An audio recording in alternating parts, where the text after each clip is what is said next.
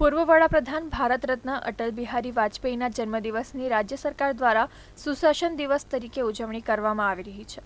ત્યારે રાજ્યના મુખ્યપ્રધાન ભૂપેન્દ્ર પટેલ દ્વારા સમગ્ર રાજ્યમાં 36 જેટલા સિટી સિવિક સેન્ટરનું લોકાર્પણ કરવામાં આવ્યું હતું। ત્યારે અંકલેશ્વર શહેરમાં ₹1.40 કરોડના ખર્ચે નિર્માણ પામેલ સિટી સિવિક સેન્ટરનું પણ સીએમ ભૂપેન્દ્ર પટેલના હસ્તે લોકાર્પણ કરવામાં આવ્યું હતું।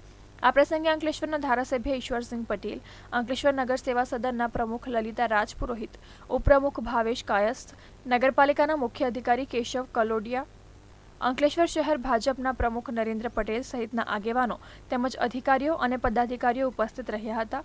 આ સિટી સિવિક સેન્ટરમાં જન્મ મરણની નોંધણી, મિલકત વેરો, વ્યવસાય વેરો સહિતના કામો કરવામાં આવશે, જેનાથી લોકોને નગરપાલિકામાં ધક્કા ખાવા ન પડે તે હેતુથી આ સિટી સિવિક સેન્ટરનું નિર્માણ કરવામાં આવ્યું છે। અંકલેશ્વર ખાતે આ જે બિલ્ડિંગ છે 1,40,00,000ના ખર્ચે બિલ્ડિંગ બનાવવામાં આવ્યું છે। આજથી જે પહેલા નગરપાલિકાની અંદર જન્મ મરણની નોંધણી હોય, મિલકત વેરો હોય, વ્યવસાય વેરો હોય, આ તમામ કામ માટે નગરપાલિકા જવું પડતું હતું અને એને કારણે ત્યાં અવર જવર વધી જતી। ત્યારે આ નગરપાલિકાની જગ્યામાં જ આ બિલ્ડિંગ બનાવીને